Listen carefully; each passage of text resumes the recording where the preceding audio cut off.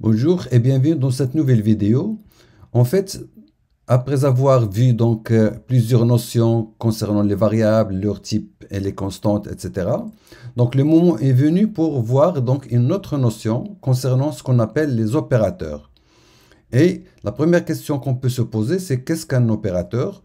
Tout simplement, et tout de suite, je peux vous donner une petite définition. Un opérateur, tout simplement, est un symbole qui va être utilisé pour effectuer certaines actions, notamment sur les variables et leurs valeurs. Et je précise dès maintenant que le signe égal que nous avons utilisé pour les variables est un opérateur d'affectation. Lorsqu'on écrit par exemple une variable note égale 19, par exemple, cela veut dire qu'on affecte la valeur 19 à la variable note et non pas la variable note est égale à 19 au sens mathématique.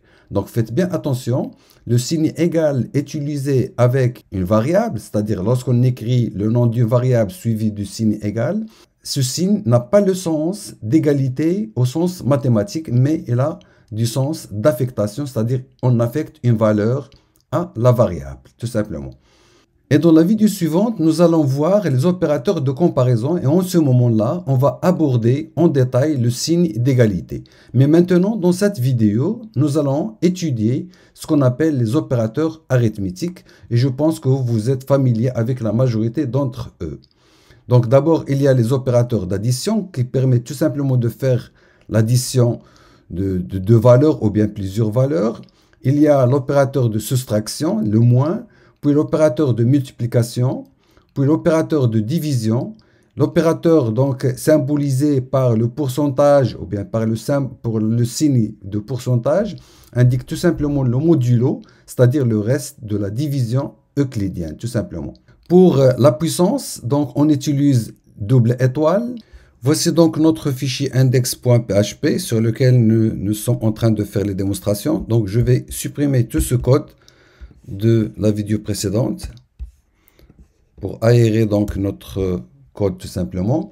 Et je vais vous donner quelques exemples. Je commence par le symbole plus, tout simplement, c'est l'addition. Donc si je fais par exemple écho 4 plus 9, donc je mets par exemple un BR, donc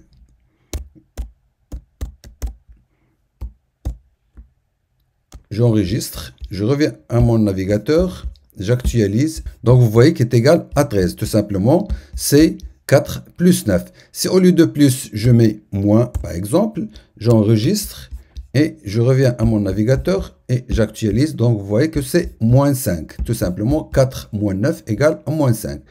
Si je mets par exemple maintenant, par exemple 20 qui divise par 5 par exemple, j'enregistre, je reviens à mon navigateur et est égal à 4. 20 divisé par 5 est égal à 4. Si je mets par exemple 20 et je mets maintenant pourcentage, je fais par exemple 3. C'est-à-dire tout simplement le pourcentage c'est le symbole de modulo, c'est-à-dire le reste de la division euclidienne de 20 par 3. Donc 20 divisé par 3 ça donne 6 et le reste c'est 2. Normalement il doit nous afficher 2. Donc je vais enregistrer, j'actualise mon navigateur et vous voyez que c'est bien 2. Tout simplement, c'est-à-dire le reste de la division de 20 par 3. Maintenant je vais mettre par exemple 10 et je mets double étoile 2, c'est-à-dire tout simplement 10 au carré. Donc 10 au carré, c'est 100. Je vais enregistrer. Je reviens à mon navigateur et j'actualise, c'est 100, tout simplement. Donc vous voyez que c'est simple. Donc ce sont des symboles mathématiques que vous avez l'habitude d'utiliser. On peut aussi, au lieu d'utiliser bien sûr les nombres comme ça, on va utiliser les valeurs qui sont déjà enregistrées dans des variables. Donc pour cela, je peux créer une variable, par exemple, variable A, égale à 20 par exemple, une variable B, égale par exemple à 3. Et maintenant, je vais mettre par exemple, je vais afficher par exemple, A plus la variable B, et j'enregistre, je reviens à mon navigateur, donc normalement il va nous donner 20 plus 3, c'est-à-dire 23, donc j'actualise, donc c'est 23. Donc, si je mets à la place de plus, je mets moins. Donc, il va tout simplement calculer la soustraction 20 moins 3 qui est égale à 17. J'enregistre, je reviens et j'actualise. Donc, c'est 17. Et ainsi de suite. Donc, c'est-à-dire tout simplement, au lieu d'utiliser les nombres directement, donc on peut utiliser donc, les valeurs enregistrées ou bien stockées dans des variables.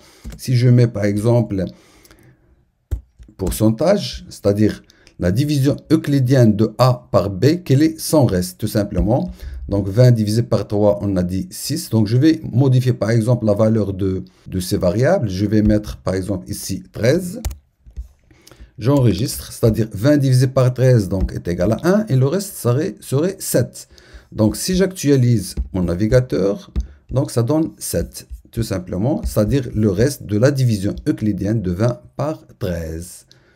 Et ainsi de suite. Si je mets par exemple ici la multiplication symbolisée par étoile, tout simplement il va calculer 20 fois 13. Donc 20 fois 13 c'est 260. Donc j'actualise, c'est 260. Si je mets double étoile, va me donner tout simplement le résultat de l'opération 20 à la puissance 13. J'enregistre et j'actualise mon navigateur. Voici donc le résultat de la puissance 20 à la puissance 13. Et bien sûr, donc toutes les opérations donc, sont valides même avec d'autres nombres. Ici, on a pris donc les nombres entiers, donc intègres. Mais si je prends par exemple ici 20 par exemple et je laisse ici, je mets ici par exemple 4,5. Donc si je calcule donc ici par exemple le plus, donc tout simplement on va voir qu'est-ce qu'il va nous donner. Donc c'est-à-dire ici un entier plus un nombre double, c'est-à-dire un nombre réel ou bien un nombre décimal. Donc si j'actualise, donc vous voyez donc ici le résultat c'est 24,5, c'est normal. Si je mets un moins, donc tout simplement 20 moins 4,5, ça donne 15,5. Mais faites bien attention. Donc si je mets par exemple ici le modulo, c'est-à-dire symbolisé par le pourcentage, normalement 20 divisé par 4,5, normalement ça donne 4 et le reste c'est 2. Mais essayons de voir le résultat. Donc, je reviens à notre navigateur. Donc vous voyez, il nous a donné 0. Donc on peut se demander pourquoi. Donc ici normalement 20 divisé par 4,5, normalement il donne 4. Le résultat c'est 4 et le reste c'est 2. Mais il ne nous a pas donné 2 comme reste, mais il nous a donné 0.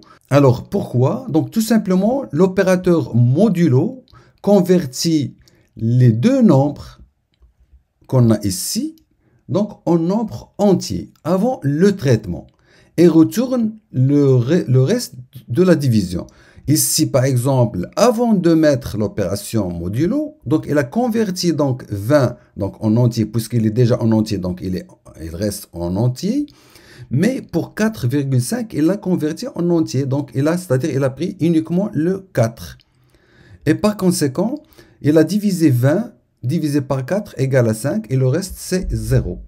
Voilà, donc faites bien attention à cela, alors que pour les autres opérations, il n'y a aucun problème. Je peux vous donner un autre exemple. Ici, si je change par exemple la valeur de la variable A, je vais mettre par exemple 32,5 et je vais mettre ici par exemple 9,2 et j'actualise mon navigateur. Donc vous voyez que c'est 5. Donc quelle est l'opération qu'elle a fait? Donc tout simplement, donc il a converti la valeur de la variable A en entier, donc il a obtenu 32.